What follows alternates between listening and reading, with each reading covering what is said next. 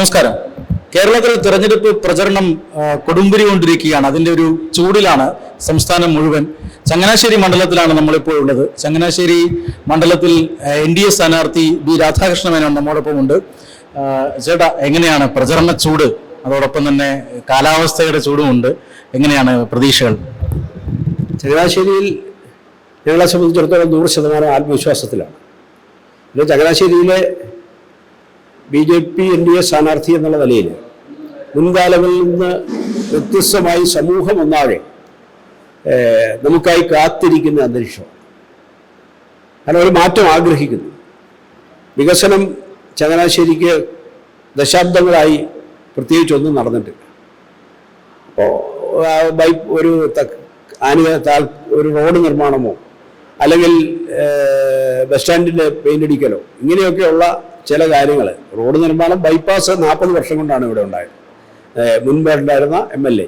അപ്പോൾ അതിന് ശേഷം വന്ന ഇപ്പോൾ ജയിച്ചു വന്ന MLAയും കേരള കോൺഗ്രസ്സുകാരുടെ ഒരു കാലഘട്ടം എന്ന് പറയുന്നത് ഏതാണ്ട് കഴിഞ്ഞ 50 വർഷത്തെ കാലഘട്ടമാണ്. ഈ 50 വർഷത്തെ കാലഘട്ടത്തിനിടയിൽ കേരളത്തിലെ സാമൂഹ്യ മാറ്റം എത്രമാത്രം ഉണ്ടായി. ഇപ്പോൾ തൊട്ടടുത്തുള്ള തിരുവല്ലയുടെ വികസനം എത്ര എത്തി, അല്ലെങ്കിൽ കോട്ടയത്തും എറണാകുളത്തും തൃശ്ശൂരും എല്ലാം എന്തെല്ലാം മാറ്റം വന്നു. ചങ്ങനാശ്ശേരിയുടെ ആ കഴിഞ്ഞകാല പ്രൗഢിയോ പാരമ്പര്യമോ അനുസരിച്ചിട്ടുള്ള ഒരു തരത്തിലുള്ള പുരോഗതിയും ഉണ്ടാവാത്ത ഒരു പ്രദേശമാണ് ചങ്ങനാശ്ശേരി.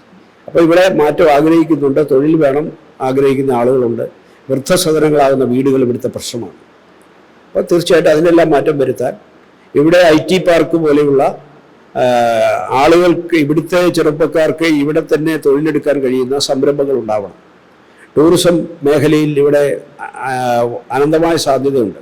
ചങ്ങനാശ്ശേരി പൂട്ടിയെട്ടിയും കുമരകവും ആലപ്പുഴയും മൂന്നാറും എല്ലാം സന്ധി ചെയ്യുന്ന പ്രദേശമാണ് ചങ്ങനാശ്ശേരി. അപ്പോൾ ആ ചങ്ങനാശ്ശേരി ആ തരത്തിൽ ടൂറിസത്തിൻ്റെ ഹബ്ബാക്കി മാറ്റാവുന്ന പ്രദേശമാണ്.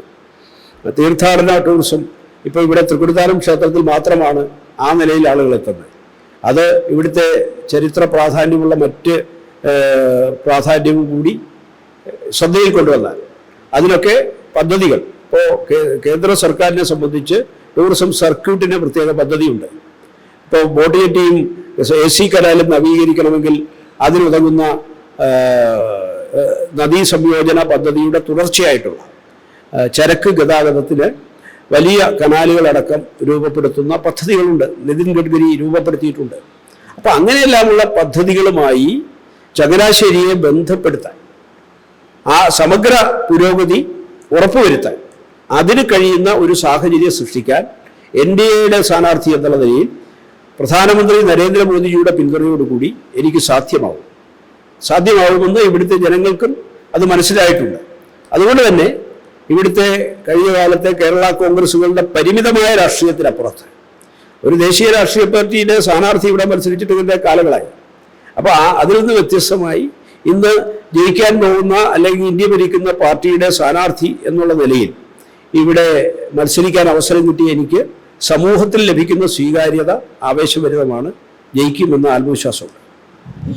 കേരളത്തിൽ ചുരുക്കം ചില മണ്ഡലങ്ങളെ ഇത്രയേ ഉള്ളൂ ഒരു രാഷ്ട്രീയമായി കുത്തക സ്വഭാവം നിലനിർത്തുന്ന മണ്ഡലം. നൂറ്റാണ്ടിലേറെ കാലമായി ഒരു രാഷ്ട്രീയ പ്രത്യയശാസ്ത്രം പ്രതിനിധാനം ചെയ്യുന്നു. അപ്പോൾ ആ ഒരു മണ്ഡലത്തിൽ മാറ്റം കൊണ്ടുവരാൻ എന്തൊക്കെയാണ് BJPയുടെ പ്രത്യേക ഗെയിം പ്ലാൻ? എങ്ങനെയാണ് ഈ മണ്ഡലത്തെ സംബന്ധിച്ച്? മണ്ഡലത്തിൻ്റെ അടിസ്ഥാന സൗകര്യങ്ങൾ, കുടിവെള്ളം അടക്കമുള്ള അടിസ്ഥാന സൗകര്യങ്ങൾ ഇന്ന് ലഭ്യമല്ലാത്ത പ്രദേശമാണ്.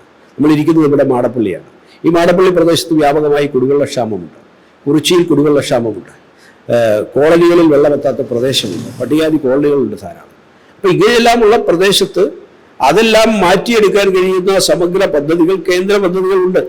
ഇപ്പോൾ ജലസേചന സൗകര്യങ്ങളും കുടിവെള്ള സംവിധാനവുമെല്ലാം എല്ലാ ഗ്രാമങ്ങളിലും എത്തിക്കാൻ ഉതകുന്ന കേന്ദ്ര പദ്ധതിയെ അതാത് പ്രദേശത്തിൻ്റെ സാഹചര്യത്തിനനുസരിച്ച് രൂപപ്പെടുത്താൻ കഴിയും. ഉദാഹരണത്തിന് ഇവിടെ ഇപ്പോൾ ധാരാളം ജലസ്രോതസ്സുകളുണ്ട്. ഈ നാട്ടിലെ ജലസ്രോതസ്സുകളെ പരിഗണിക്കാതെ, ആ സ്രോതസ്സുകളെ ഉപയോഗിക്കാതെ ഇവിടുത്തെ കഴിഞ്ഞ കാലത്തെ MLAമാർ കറ്റോട്, അതായത് തിരുവല്ലയ്ക്കപ്പുറത്ത് കറ്റോട് നിന്നും കുടിവെള്ളം ഈ പ്രദേശങ്ങളിൽ എത്തിക്കും എന്നാണ് വാഗ്ദാനം കൊടുത്തിരുന്നത്. അവിടെ നിന്ന് വലിയ ടാങ്ക് പണിത് സർക്കാരിൻ്റെ കെയർ ഓഫിൽ പൈപ്പിട്ട് ആ പൈപ്പ് വഴി വരുമ്പോൾ പൊട്ടുന്നു, ഇവിടെ വെള്ളം എത്തുന്നില്ല, പിന്നെ പൈപ്പ് മാറ്റുന്നു. ഇങ്ങനെ ഉള്ള ഒരു സിസ്റ്റമാണ്. പക്ഷേ ഇവിടെ ആവശ്യം യഥാർത്ഥത്തിൽ അതാത് പ്രദേശത്ത് പ്രോപ്പറായി പ്ലാൻ ചെയ്താൽ കുടിവെള്ളക്ഷാമം പരിഹരിക്കാൻ ബുദ്ധിമുട്ടില്ല, വീടില്ലാത്തവർക്ക് വീട് വെച്ചു കൊടുക്കാൻ ബുദ്ധിമുട്ടില്ല. ആ നിലയിലുള്ള ധാരാളം പദ്ധതികൾ പ്രായോഗികമാക്കാൻ. ഇപ്പോൾ കാർഷിക മേഖല, ഈ ചങ്ങനാശ്ശേരിയുടെ കാർഷിക മേഖല അക്ഷരാർത്ഥത്തിൽ തകർന്നു കിടക്കുകയാണ്. ഇവിടെ പച്ചക്കറി കൃഷി ചെയ്യുന്നവരുണ്ട്, നെൽകൃഷി ചെയ്യുന്നവരുണ്ട്. അപ്പോൾ ആ കാർഷികോൽപ്പന്നങ്ങളെ സംഭരിച്ചു വെക്കാനുള്ള സംവിധാനമില്ല. ഇവിടുത്തെ മാർക്കറ്റ്, ആ മാർക്കറ്റ് വേലുത്തമ്പി തളവ ആനയെ വിറ്റുകൊണ്ട് ആരംഭിച്ച മാർക്കറ്റാണ്. ആ മാർക്കറ്റിൻ്റെ പ്രാധാന്യം അന്നത്തെ മൂന്നാറിൽ നിന്നും ഇടുക്കിയിൽ നിന്നുമെല്ലാം വരുന്ന മലഞ്ചരക്കുകൾ ചങ്ങനാശ്ശേരിയിലെത്തുന്നു. ആലപ്പുഴയിൽ നിന്ന് പലചരക്ക് ഇവിടെ എത്തുന്നു. പലചരക്ക് ചങ്ങനാശ്ശേരി വഴി മലയോര മേഖലയിലേക്കും ഇതര പ്രദേശം കോട്ടയം അടക്കമുള്ള നഗരങ്ങളിലേക്കും എല്ലാം പോവുകയാണ്. അവിടെ നിന്നെല്ലാം വരുന്ന മലഞ്ചരക്ക് വിദേശത്തേക്ക് പോവുകയാണ് ആലപ്പുഴ വഴി. ഇതായിരുന്നു കഴിഞ്ഞ കാലത്തെ ചങ്ങനാശ്ശേരിയുടെ ബിസിനസ് സാന്നിധ്യം. ആ തരത്തിലുള്ള ബിസിനസ്സുകാരുടെ ആ മക്കളും അവരുടെ കുടുംബവും ഒക്കെ ബിസിനസ് നിർത്തുകയാണ്. കാരണം തുടർന്ന് ബിസിനസ്സിന് സാധ്യതയില്ല. ആ കുഞ്ഞുങ്ങൾ ഇന്ന് ജോലി നേടി അമേരിക്കയിലോ ഇംഗ്ലണ്ടിലോ അല്ലെങ്കിൽ ബോംബെയിലോ ഹൈദരാബാദിലോ ഒക്കെ പോകുമ്പോൾ ഇവിടുത്തെ വീടുകൾ വൃദ്ധസദനങ്ങളാണ്. അപ്പോൾ തീർച്ചയായിട്ടും അവർക്കെല്ലാം ഇവിടെ തന്നെ തൊഴിലെടുക്കാൻ കഴിയുന്ന ആധുനിക സംവിധാനങ്ങൾ IT മേഖലയുമായി ബന്ധപ്പെടുത്തി, അതുപോലെ ഈ ടൂറിസം മേഖലയുമായി ബന്ധം IT ടൂറിസവും ഒക്കെയാണ് ഇനിയുള്ള കാലഘട്ടത്തിലെ ഏറ്റവും സാധ്യത എന്നുള്ളത് നമുക്കെല്ലാം അറിയാം. അടൽ ബിഹാരി വാജ്പേയി പ്രധാനമന്ത്രിയായ സമയത്ത് കുമരകത്ത് അദ്ദേഹം താമസിച്ചപ്പോൾ ദശാബ്ദങ്ങൾക്ക് മുമ്പാണ് കേരളത്തിൽ IT-യുടെയും സാധ്യതയെക്കുറിച്ച്, ടൂറിസത്തിൻ്റെ സാധ്യതയെക്കുറിച്ചൊക്കെ കേരളീയർ ശ്രദ്ധിക്കുന്നത്. അദ്ദേഹം പ്രഖ്യാപിച്ച കുമരകം പാക്കേജിൻ്റെ ഭാഗമായിരുന്നു. അങ്ങനെയാണ് കുമരകം ടൂറിസ്റ്റ് കേന്ദ്രമായത്. തുടർന്ന് ഈ നാട്ടിലുടനീളം ടൂറിസം പ്രോത്സാഹിപ്പിക്കപ്പെട്ടത്. പക്ഷേ ഇന്നും അത് വേണ്ടത്ര രീതിയിൽ ഈ പ്രദേശങ്ങളിൽ വന്നു എന്ന് പറയാൻ പറ്റില്ല. അപ്പം ഈ നാടിൻ്റെ പ്രത്യേകതകളെ ഉൾക്കൊള്ളുന്ന പാക്കേജുകൾ വേണം. അതുപോലെ വിദ്യാഭ്യാസപരമായി കഴിഞ്ഞ കാലത്തെ ഏറ്റവും വലിയ വിദ്യാഭ്യാസ കേന്ദ്രമായിരുന്നു, ഹബ്ബായിരുന്നു. അവിടെ അതിനുള്ള സാഹചര്യം ഉണ്ടാക്കണം. ഇപ്പോൾ പൗരാണിക കോളേജായ SB കോളേജും NSS കോളേജും ഉണ്ട്.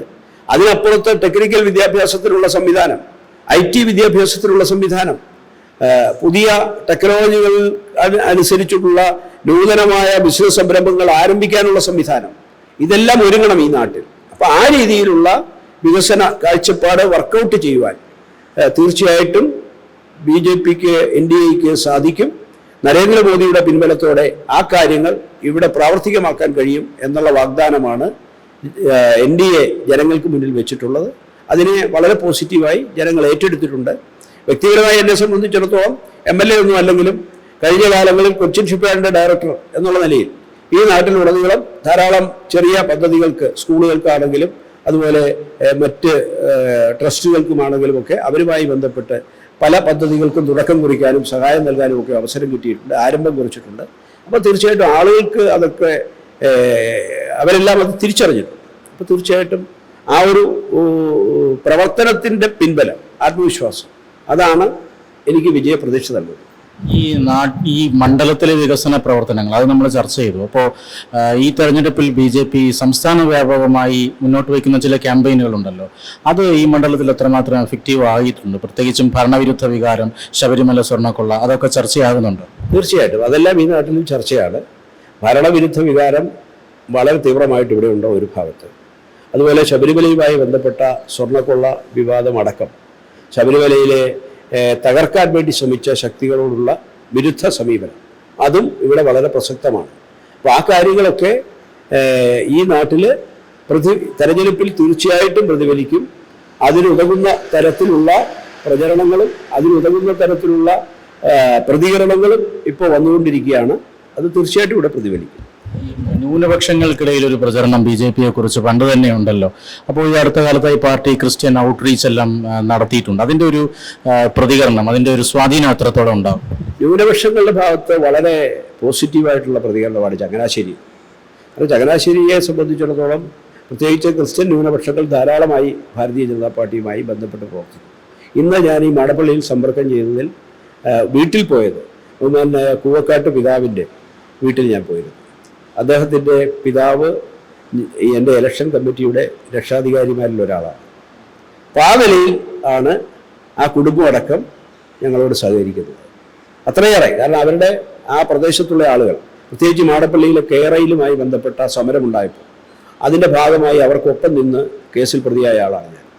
അപ്പോൾ ഈ പ്രദേശത്തുള്ള ധാരാളം ആളുകൾ, അതിൻ്റെയൊക്കെ കെടുതികൾ അനുഭവിക്കുന്നവരെല്ലാം ഈ തെരഞ്ഞെടുപ്പിൽ നമുക്കൊപ്പം നിൽക്കുന്ന സാഹചര്യം. പിന്നെ ക്രിസ്ത്യൻ ഔട്ട്റീച്ച് എന്നുള്ള നിലയിലും മറ്റ് ഔട്ട്റീച്ചുകൾ എന്നുള്ള നിലയിലും സംസ്ഥാനത്തുടനീളം നടത്തുന്ന പ്രവർത്തനങ്ങളുണ്ട്.